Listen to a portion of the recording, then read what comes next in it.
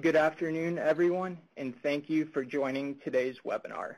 The purpose of today's webinar is to provide an overview of how EHRs and supporting tools and systems are currently being used for type 2 diabetes prevention, from raising awareness and education, referral to lifestyle change programs, to maintenance.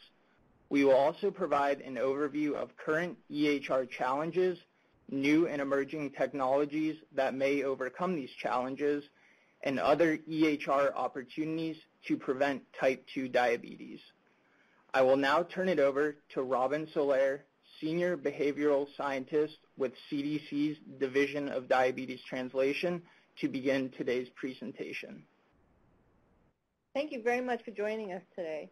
This is the first in a three-part webinar series. The series stems from work we've been doing with the YUSA, American Medical Association, CDC's Chronic Disease Center Office for Informatics and Information Resource Management, and an internal team of scientists, public health analysts, and contractors. Today I'll be joined by Sarah Murphy. Sarah Murphy is a senior consultant with Deloitte's Consulting Federal Strategy and Analytics Practice.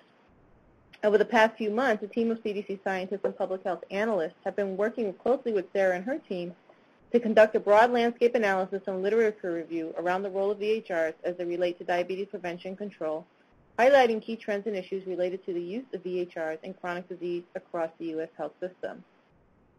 In addition, as I noted earlier, we've been working with YUSA and the American Medical Association. We'll be combining information from these three projects to inform this webinar that we're sharing with you today. So today's webinar is an introduction for lifestyle change program providers using electronic health records for National Diabetes Prevention Program referral and feedback. Today we're going to cover electronic health records, just going through basic primer to make sure that we're all on the same kind of level with regard to terminology. We'll talk about why EHRs are a valuable tool for type 2 diabetes prevention. We're going to talk a little bit about what we know about current EHR use for diabetes, type 2 diabetes prevention based on some review of your work that we've done. We'll do a brief deep dive into referral strategies, talk about bi-directional e-referrals and a demonstration project that we have been working on with the Y, then go through some current challenges and emerging technologies for improving the function of EHR platforms. Finally, we're going to talk about some future opportunities that we've been working on and enter into our Q&A session. Next Thursday, we'll be joined by our colleagues from the YUSA who we've been working with for the past 2 years on a bidirectional e-referral project. They will share lessons learned from this project with a focus on bidirectional communication with healthcare partners. The target audience is National Diabetes Prevention Program providers, but registration is open to all who are interested. The Y, during this presentation, will make the case for working with healthcare providers. They'll talk about why this is important and how we can work to enhance clinic-to-community linkages. They'll provide additional information to describe the landscape they work in and focus a little bit on some of the terminology that we talk about today. In addition, they're going to provide an understanding of the capacities and kind of the needs by way of drivers for environment, people, processes, and technologies that programs may need, and provide suggestions so that National Diabetes Prevention Program providers can assess their own capacity for implementing a bidirectional e-referral process. Our third presentation in this series will be facilitated by our colleagues from the American Medical Association. AMA has worked closely with the YUSA in evaluating the healthcare system side of a bidirectional e-referral process. Their webinar targets healthcare systems and healthcare providers, but again, it is also open to National Diabetes Prevention Program providers, your partners, and others who are interested. AMA will describe the key components of prediabetes identification and the DPP bidirectional e-referral processes. They'll review different approaches and examples of utilizing technological solutions to facilitate the identification and referral process, and discuss key barriers that health systems may encounter and key considerations when implementing technical solutions to facilitate bidirectional e-referrals to the DPP.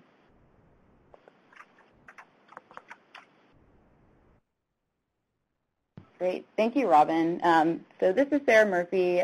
We wanted to start out today's presentation with a little bit of a level-setting conversation. Since everyone on the phone today undoubtedly has varying levels of knowledge and experience here, we just wanted to start out by defining some key terminology that will be used throughout the presentation. So the two phrases that you see here, electronic health record and electronic medical record, often used interchangeably, but in fact do refer to two different concepts. So while electronic medical records, or EMRs, are restricted to a patient's medical information only, electronic health records, or EHRs, include all of the medical information found in an EMR, as well as other relevant supplemental information to create a more comprehensive picture of a patient's overall health and well-being. So in other words, EHRs focus on the total health of the patient, going beyond the standard clinical data that might be collected in the healthcare provider's office. EHRs are designed to facilitate the sharing of information with other providers as well, so that a patient's record can reflect information from all clinicians that are involved in their care. So during this presentation, we will be using the term EHR. Some other EHR-related terms that we wanted to make sure to define here are Health Information Exchange, or HIE, and Clinical Decision Support, or CDS. Both of these phrases can refer to either a concept or action or a specific system. So first, starting with Health Information Exchange, that encompasses two related concepts. So as a verb, it's the appropriate and confidential electronic exchange of clinical information among authorized organizations. And if you're using HIE as a noun, it would refer to an organization with agreed upon operational and business rules that provide services to enable the electronic and secure sharing of health-related information. The electronic exchange of clinical information allows doctors, nurses, pharmacists, and other healthcare providers and patients to access and securely share vital medical information electronically. And this improves the speed, quality, safety, coordination, and cost of patient care. Looking at clinical decision support systems use information that is housed in a patient's EHR to trigger actionable events, or actionable provider alerts, rather, such as reminders to provide certain screenings according to best practices guidelines, or flags for medication interactions, duplicate testing alerts, etc. So this next visual that we have here, this data, we wanted to display this to highlight just how widespread the use of EHR systems is today across the United States, both among hospitals and among office-based physicians. So the data that we're looking at here comes from the Health IT supplement of the American Hospital Association's annual survey, which is taken by hospital administrators, as well as the National Electronic Health Record Survey, which represents individual office-based physicians. And so what we're seeing here is between 2008 and 2015, both hospitals and office-based physicians have steadily increased their use of EHR systems. And in hospital settings especially, the use of certified EHR technology has become nearly ubiquitous. So the key takeaway here being that EHRs are now really an integral part of the patient journey, and understanding how they work will be beneficial for both current and future work with healthcare stakeholders. And then looking at this data visualization here, these graphics break down the specific information exchange and information use behaviors that are reported by hospitals and office-based physicians. And here we just wanted to highlight that most hospitals are in fact exchanging patient information electronically with outside sources, which you can see on the left-hand map, which makes EHRs, again, a viable tool for us to be focusing on today. However, they are much less likely to report integrating the patient information that they receive electronically from outside sources into the EHRs, which is where additional work will still be required. And here we just show the same graphic broken down for physicians' offices. Overall, less likely to report exchanging and integrating information, but they're more likely to exchange information than integrate. So the same trend as seen with hospitals. Thank you, Sarah. When we discuss and investigate EHRs, we often focus on EHRs as a tool for information or data collection, storage, and exchange. Indeed, we actually pull information from electronic health records to do some of our surveillance work. However, there are many reasons for focusing on EHRs as a service tool. It is this function we are most interested in our mission to prevent diabetes. We believe EHRs are important tools because EHRs can be used by community-based providers, not just healthcare providers and systems. Community-based providers can be system owners, or they can work with EHR users to facilitate the diabetes prevention process. EHRs are searchable, allowing for rapid identification of people with certain characteristics or risk factors, and we'll talk about this throughout our presentation today.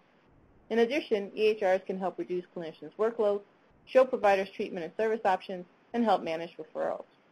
Doctors make well over 100 million referrals a year.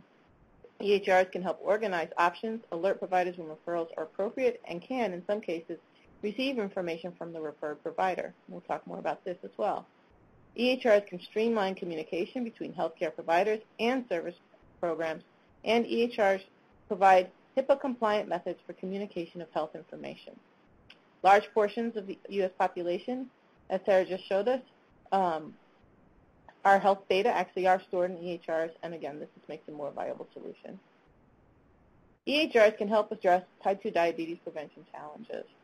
The American Medical Association and others have worked with EHR vendors like Epic to create modules with special algorithms, program information, and referral options. Embedded algorithms can increase identification of people who are at risk or who have prediabetes, prompt healthcare providers to screen or test for prediabetes, prompt healthcare providers to refer patients to lifestyle change programs. They may help providers become more familiar with the National Diabetes Prevention Program, and because many providers are unaware of the program, increase awareness of the National Diabetes Prevention Program if they are included in an EHR as a referral source. In addition, if it's listed as an evidence-based referral option, providers may learn from the EHR and become more aware of the program's effectiveness. Finally, EHRs can create learning opportunities from lifestyle change program feedback if available. Great. So as Robin just touched on, we know that EHRs are in fact being utilized at many various points throughout the patient journey in different ways. And so we have the patient journey mapped out here. Different steps include awareness and education, risk assessment and diagnosis, referral, program enrollment, and maintenance.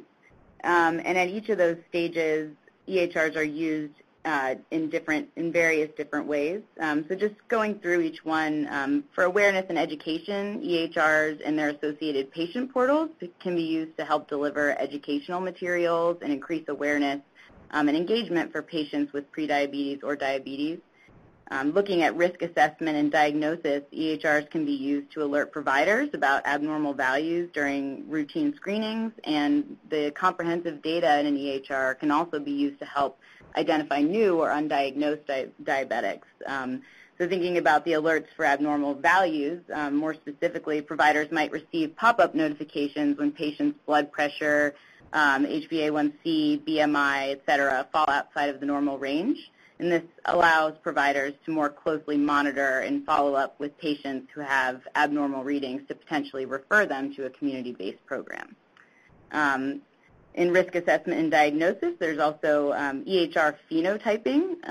So EHRs are a rich source of data for the development of prediction and screening algorithms.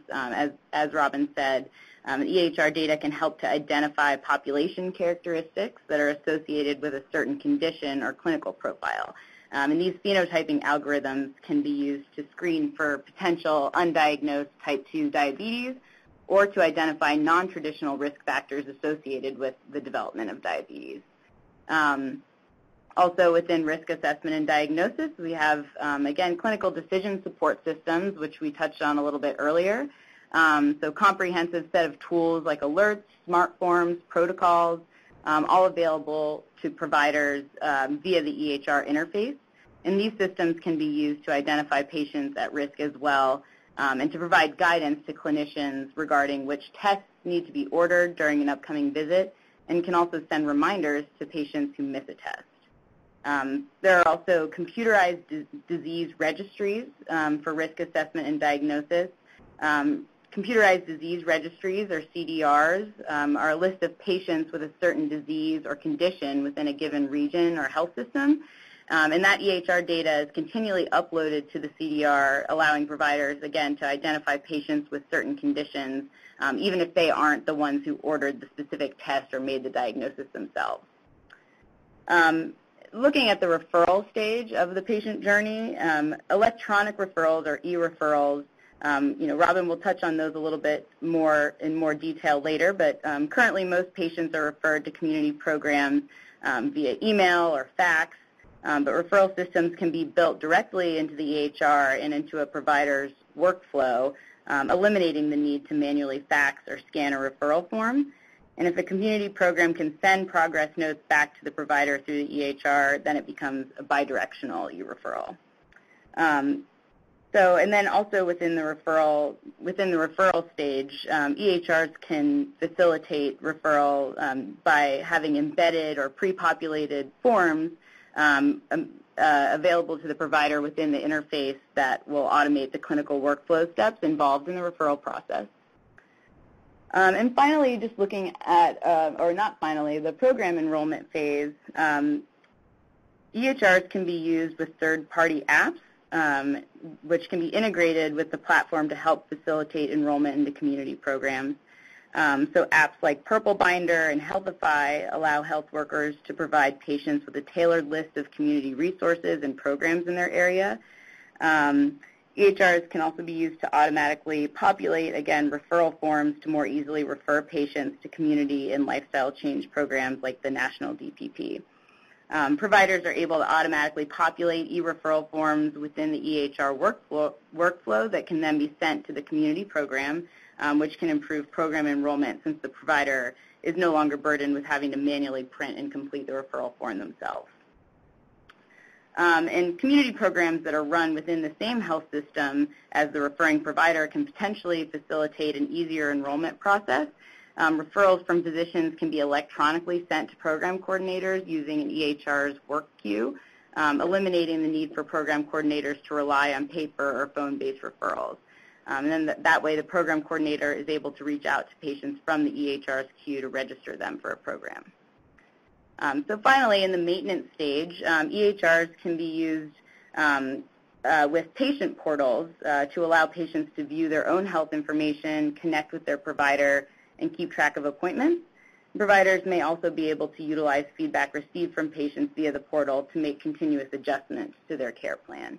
And also in the maintenance phase, the idea of patient-generated health data generated or recorded by a patient and integrated into the EHR system can be used to remotely monitor a patient's progress throughout the course of their treatment or whatever program they may be involved in.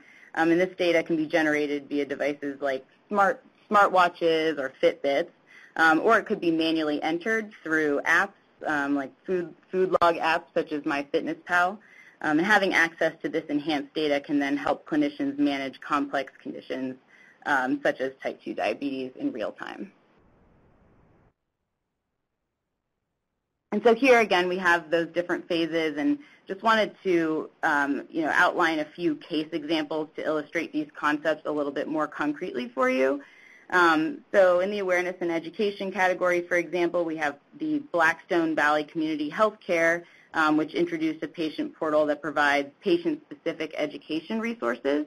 And the EHR also has an integrated patient education tool that allows clinicians to sort through a repository of information that can be printed out and shared with patients.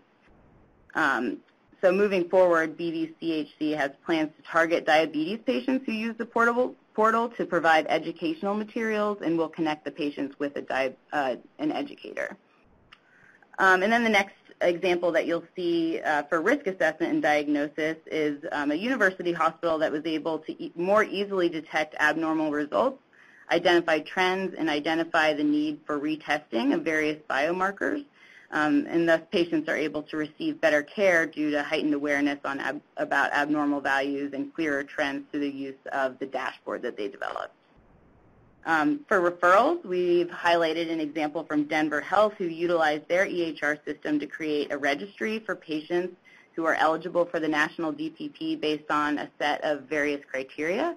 And the Denver Health staff were able to filter the registry to identify eligible patients in order to request referrals from providers. And then once a patient was enrolled in Denver Health's in-house national DPP program, their providers can track their progress through the EHR system, where lifestyle coaches update the patient's progress throughout the program. In terms of referrals, we found an example. Montefiore Health System has created an e-referral system that allows physicians to electronically refer patients to their in-house DPP, and program coordinators receive the referrals through the EHR central work queue, which, again, eliminates the need to rely on paper or fax referrals. And then finally, in the maintenance category, we have an example from the Massachusetts Department of Public Health, which piloted a bidirectional e-referral program allowing providers to refer patients to resources at the YMCA for participation in the National DPP, Elder Services, or the state's Tobacco Quit Line. And these community programs could then send information and treatment progress back to referring providers.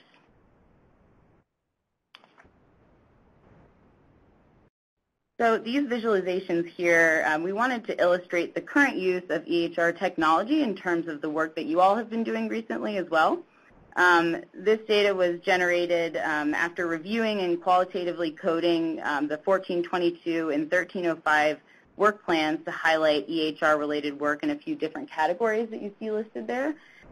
So overall, the preliminary results of this analysis show that there's an overall increase in the number of grantees conducting EHR-related work across each of the three categories from year 3 to year 4, with a particularly notable increase in the work related to clinical decision support. And we've also just selected a few examples of grantee work that falls into each of those qualitative categories. The text here pulled from the grantee work plan. In the clinical decision support category, we have New York as an example, who worked on developing a measure for identifying and flagging patients with potentially undiscovered diabetes. In the digital technologies category, we have Tennessee, who is working to develop and initiate electronic scheduling reminders using the software I2I Tracks. And then with establishing EHRs, we have California as an example, who collaborated with various stakeholders to promote increased adoption of EHRs and health IT in their state. Thank you, Sarah.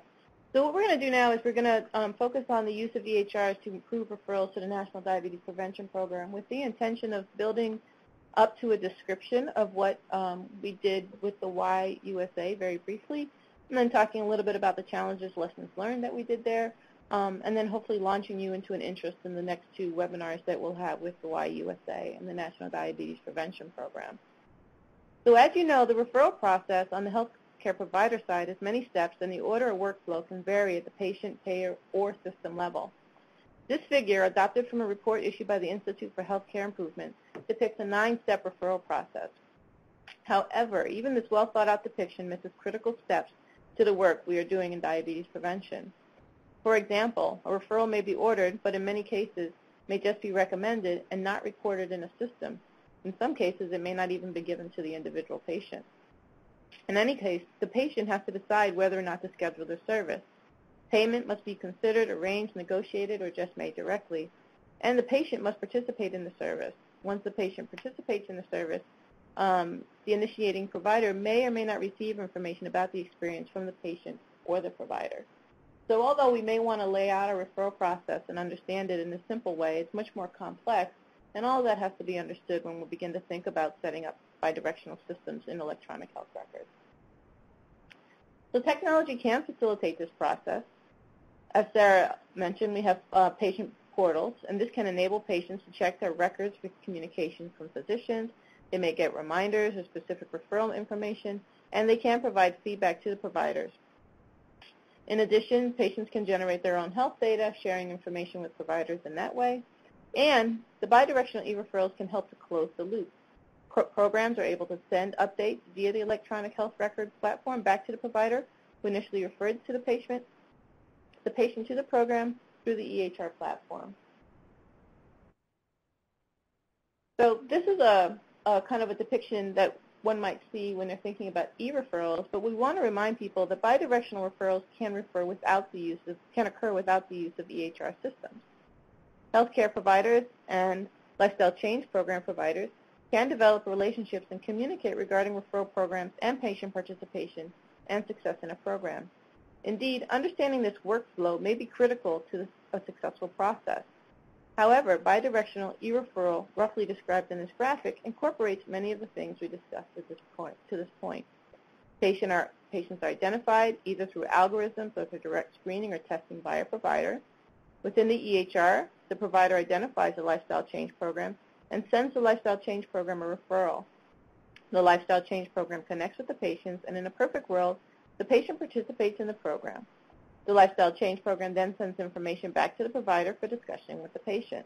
This may be simple information that the person who enrolled actually participated, or maybe information about the progress the participant is making through the program. If the patient is successful, this may also encourage the provider to refer others to the lifestyle change program, serving as a mechanism to increase enrollment. So in 2016, we launched a demonstration project with the YUSA to test this process out. We've been working with the Y under a cooperative agreement mechanism.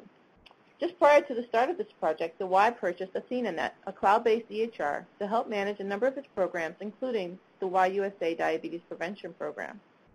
8 local YMCAs were selected to support this project, and each of those Ys teamed up with local healthcare providers or provider systems to develop a bidirectional e-referral process. The primary project goals, the initial goals of this project, included identifying pathways for e-referrals that reduce time and burden for healthcare providers, identifying pathways for sharing participant progress with healthcare providers, and integrating participant outcomes into the patient's electronic health records. The YUSA has multiple referral pathways, and the participating healthcare providers also have different referral pathways that they can engage with. These include things like remote call forwarding, clinical letters, and direct messaging. The direct messaging pathway is what we would consider a true bidirectional e-referral, where no manual faxing or printing and faxing referral is needed. It's solely digital. However, the issue with direct messaging is that you cannot pick and choose what information you want to send. Currently, you have to send an entire patient care summary. Oftentimes, healthcare providers do not want to send all of this information. They believe it's not necessary. It also makes sense due to privacy and HIPAA issues. And physicians also don't want to receive an entire patient care summary back from the Y or from the community-based program where it lists every single instance at each lifestyle change session. So we'll discuss how we're kind of addressing some of this later. At this point in our project, the complexities of the various participating systems and their workflows became very apparent, and system capabilities created challenges that did not result in a one-size-fits-all solution. So Sarah was kind of sharing with us kind of a perfect world and what it would feel like if we were able to do bidirectional referrals. But actually, as we delved deeper under the hood of the world of EHRs and interoperability challenges, our project goal shifted from creating that one-size-fits-all solutions to focusing on sharing lessons learned and helping other lifestyle change programs and healthcare systems and healthcare providers think about processes and capacity. The Y accomplished a great deal during the last 2 years, and many of the local Ys were able to successfully establish a referral process with their healthcare providers. However, they are still working on getting feedback back to the providers. We have learned a great deal about this project with the Y team, which the Y team will share in greater detail during the September 13th webinar. But in brief, we learned that it's really important to understand the capabilities of the electronic health record system you're working with and how it may affect interoperability. Second, you have to consider the level of engagement with the EHR provider. Each EHR provider is willing to provide different levels of technical assistance to its clients in order to develop the systems needed. Understanding referral and feedback pathways for the National Diabetes Prevention Program provider and each healthcare system or provider is critical as well. And we actually learned that doing this on paper and just thinking about the human processes is as important as thinking about the electronic processes. The project requires 2 touch points, thinking about changes in the system and changes in the human processes. And because of this, leveraging relationships with the healthcare providers is key, and the Y was extremely successful at doing this, which I think helped move the project forward to where it is now. Having a fully automated system or workflow is not easy. So in some cases, the bidirectional process through this Y program involved human faxing. So although it was a digital tool and the information came from an EHR and went to an EHR, there was actually a human fax process in between that required transfer and entry of information. So we're going to close this webinar out talking about some technical challenges and solutions that we've gathered from the review of our health plans, things that we've learned from working with the Y, and issues that we've learned from the literature. I'm going to turn it over to Sarah to talk about those challenges. Great. Thanks, Robin. So, yeah, as Robin said, there are several known challenges when it comes to managing patient information in the clinical process with EHR technologies, spanning across a few different areas that we have outlined here. So, you know, in the technological arena, the broad range of EHR platforms' features and capabilities, coupled with a gap in data reporting standards, creates major challenges in exchanging patient data. So as Robin said, interoperability is an ongoing issue, and just to, you know, interoperability refers to the ability to exchange and integrate health information electronically without any additional special user effort. So as Robin was saying, you know, the intermediate faxing step is something that would, you know, we wouldn't ideally want to have to be involved. So that's an ongoing barrier. Systems often have difficulty talking to each other, if you will, in a meaningful way so that patient data can be utilized easily and effectively. And then looking at the legal arena, HIPAA and other laws and regulations governing health information exchange don't always keep pace with today's tech landscape and are also varied in application across different states. Which, you know, creates an additional barrier to the flow of information. Then in terms of clinical workflow, the use of complex EHR software systems can become an administrative burden to providers and result in some unintended behavioral consequences. So one that would come to mind would be alert fatigue, where maybe a provider gets so many alerts in the interface that they start to ignore them because they're not prioritized. So that's one unintended behavioral consequence there. Looking at access, there are some access disparities, both in terms of you know, patients who have access to providers that use EHR systems, and also in terms of having access to tools for viewing your health data, like patient portals. Even people who are offered access to patient portals don't always have the same ability to use them, so some disparities there. And finally, barriers to forming strong and enduring clinical community linkages may hinder implementation of bidirectional referral systems. So as Robin said, implementing referral systems requires human interaction and cooperation. You need stakeholder buy-in. Providers need to be aware that a program is available and be willing to refer to it. And there needs to be standardization, both in terms of the data elements used and in terms of the clinical workflow processes themselves. So I think, you know, fortunately, though, our analysis has highlighted a few pretty exciting new and emerging technologies that can help to sort of mitigate many of these challenges that we just outlined by enhancing the capabilities of EHR systems. So currently, each of these various technologies listed here is being widely utilized, expanded upon, and discussed in the EHR and health IT space. And so today we're just going to, we have a few outlined here, but for today's discussion we'll just be focusing on the customer relationship management platform integration and third-party app development. We'll go a little bit deeper into each of those things. So starting with customer relationship management platform integration, just to define this, customer relationship management, or CRM, is a technology that's used for managing all of the various relationships and interactions that a company or organization has with its clients and or potential clients.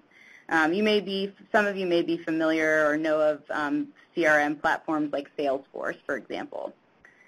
And when integrated within an EHR system, these CRM platforms can help to provide a more comprehensive view of the patient by capturing information that may not otherwise be found within the EHR.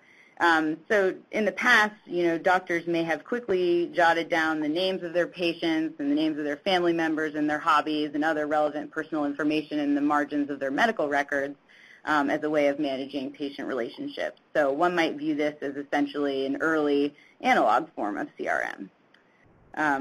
CRM platforms complement EHR systems by helping to track and manage patient relationships and automating tasks like scheduling and appointment reminders and facilitating increased patient engagement. CRM platforms can be used to facilitate bidirectional communication between patients and providers via multiple communication channels like instant messaging, email, or phone, depending on the patient's communication preferences. And they can also help to personalize the patient experience. For example, a patient may receive brochures or guidelines or other resources that are tailored to his or her individual needs and preferences. And then looking at third-party app integration, apps can be integrated or used as extensions of EHR systems to provide tailored solutions to specific problems that providers may otherwise be unable to address just using the basic out-of-the-box EHR platform functionality. So just to go over some terminology here, because I think a lot of this is some tech jargon. So a third-party app, just to be clear, is an app that was developed by a person or company that's not directly affiliated with the platform that the app is used with. So a pretty clear example here, just any apps that you might have on your iPhone, for example, that were not developed by Apple would be considered third-party apps. And then API stands for Application Programming Interface. APIs are specifications that detail how software components should interact. So an API is essentially the glue that holds or that allows apps and systems to communicate to data stored in a separate location, in this case, EHR platforms. So EHR apps are becoming easier and easier to develop and integrate directly with EHR platforms using open API technology. And we're using the word open here to describe these APIs because they're made available to third-party developers by the EHR platform vendors so that the developers have programmatic access to their systems to be able to design these apps.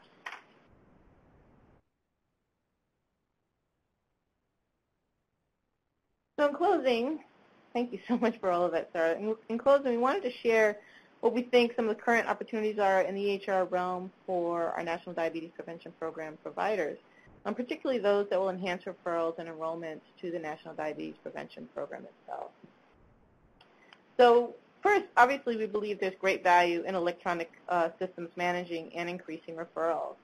Some of these may be non-EHR systems. For example, we know many programs are using access-based programs to manage their referrals.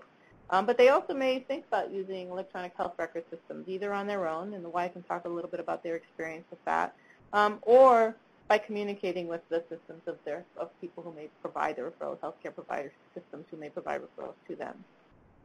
Of course, the value may depend on your organization's capacity, your capacity to purchase technology, and your capacity to use technology, because it actually is quite complicated, and you have to have a significant number of staff members to help you do that work with the right kind of experience.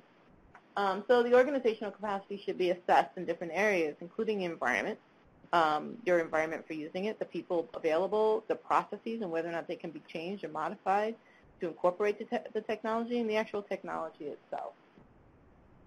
For healthcare providers, we believe there is value in raising awareness of prediabetes itself. As we know that certainly is an issue. We want to make sure that we can identify people who have prediabetes. And we want to raise awareness of the National Diabetes Prevention Program.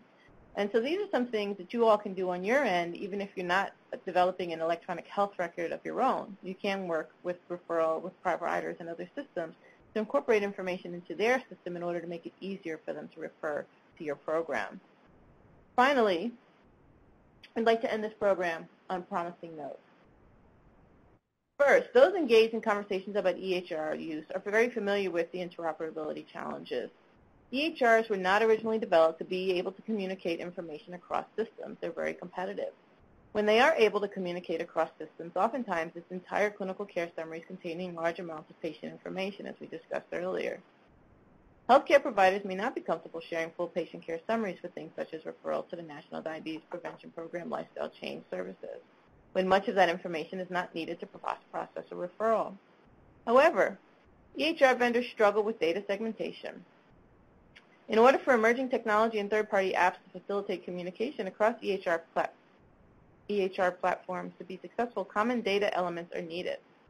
So, CDC's Chronic Disease Center is engaged in promoting EHR standards for prediabetes and other conditions. They're working on that actually this month with a ballot that is trying to get standards across EHR platforms. Once these standards are developed, third-party apps will be able to more easily be created so that direct messaging can be used where only select data is sent. While we are working on these standards, we are also supporting the YUSA through a new cooperative agreement to explore the use of a third-party application to facilitate bidirectional referrals between their EHR, which is Athena Net, and healthcare systems and providers with whom they work. During the next two webinars, we'll learn more about the experience of the YUSA as they develop various pieces of the bidirectional referral process. They and our colleagues from the American Medical Association will discuss challenges and opportunities from the perspective of a lifestyle change program and from the perspective of healthcare providers and systems. We have one question just asking us to elaborate a little bit more on what we mean when we say interoperability. So I think we didn't discuss this in very concrete terms, so we pulled up, we have a definition here from the Health Information and Management Systems Society, or HIMSS.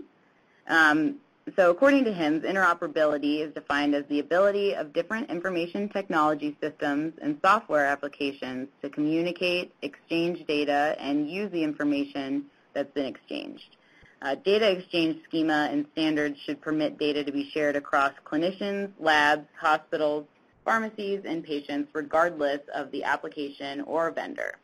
So interoperability means the ability of health information systems to work together within and across organizational boundaries in order to advance the effective delivery of healthcare for individuals and communities. So I think it's also important to know that there are sort of different levels of interoperability that I just want to touch on quickly. So we do have the foundational level, which allows data to be exchanged from one IT system and then to be received by another without necessarily having the ability to interpret it. But then the second level would be structural, which is an intermediate level that defines the structure or format of the data exchange. So in this level, there's uniform movement of healthcare data from one system to another, where the clinical or operational purpose and meaning of the data is preserved and unaltered. So structural interoperability defines the syntax of the data exchange. And then finally, there's also semantic interoperability. So that is the highest level, which takes advantage of both the structuring of the data exchange and the way that the data are coded, so that the receiving IT systems can actually interpret the data. So semantic would mean, you can exchange data, but then it can also be interpreted without any additional effort. So that level of interoperability supports exchange of patient summary information and other authorized among caregivers and other authorized parties via EHR systems to improve the care, or to improve healthcare delivery. Thank you. The second question is, can you please elaborate on the work CDC is doing to advocate for standards to be in place across EHR systems? Are they specifically advocating for systems to be able to send and receive information outside of relying on CCDs? First, we need to say that as a federal agency, we cannot advocate for things. But we are, our program, DDT, Division of Diabetes Translation, is not specifically doing this work. We are supporting some efforts on behalf of our Office of Informatics, which you mentioned earlier. We can put you in direct communication with them if you'd like to send an email to rsoler@cdc.gov. I can put you in direct communication with the members of our Office of Informatics and Information Resource Management so that you can ask them more specifically about the work that they'll be doing over the next few months. I think that's the best way for me to answer that question. We also have been asked if the call is being recorded and will be available. The call has been recorded. We will have transcripts of the recording available, I think perhaps within 14 to 21 days. We have to go through a clearance process for that. The next question is, have any health systems or EHRs yet identified a way to modify the CCD specific to a referral? So I'm going to answer that question in part because I don't know the deep dive on all of this, but I can say that Epic has worked with the Henry Ford Medical System to develop a closed-loop system. So they have figured out a way to develop a module in Epic that will allow them to refer and receive information back within the Henry Ford system. We can provide you with a little bit more information on that. That is a project that the American Medical Association has worked on with Henry Ford and Epic, and they're trying to expand that work elsewhere. I do not know if there is a specific system that's actually worked on the community clinical, and I don't know exactly what you want us to talk about there. But again, if you're interested in some of the other deep dive work that some of our partners are doing, you can send me an email at rsoler, S-O-L-E-R, @cdc.gov, and we'll put you in contact with some of the other workers who are doing that.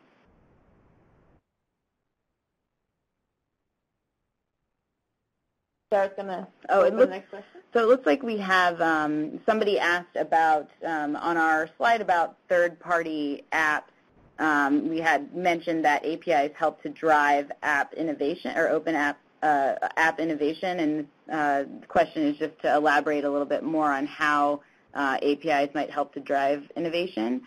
So just to address that, an open API basically allows developers to create innovative apps that are able to be adopted across health systems and EHR vendors. So one example would be looking at the apps currently available to smartphone users, where developers have used open APIs to create new apps that deliver products to consumers and create new opportunities for both the developers and the consumers. So this can happen in the health IT industry too. Interoperability is a major challenge there, and specifically within the EHR space. But an open API can help improve interoperability issues and also create a more competitive market for developers to create innovative apps.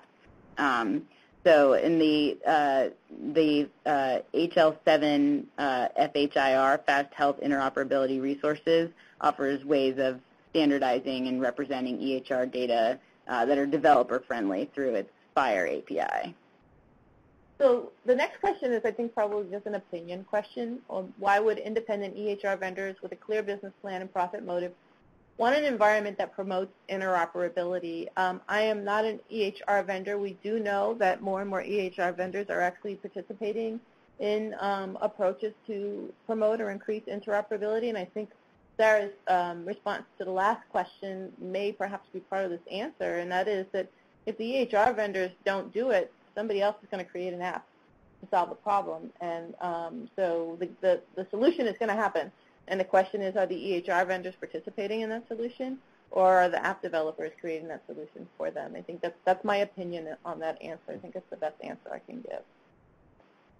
I think that's about all the questions we have. Do we have anything else in the queue? We don't have anything else in the queue. We are going to let you all go and have lunch. So we really want to thank you all for joining us today, participating in this webinar. Again, if you have questions about any of the deep dive work that our partners are doing, we are happy to put you in connection with them. Please email me at rsoler@cdc.gov, and we will connect you with the right people. And if you are yourself doing additional work in this arena that you'd like to share with us or share with your partners, also please email me. And we will see what we can do for future webinars. We look forward to seeing your names and hearing your voices next week. Thank you.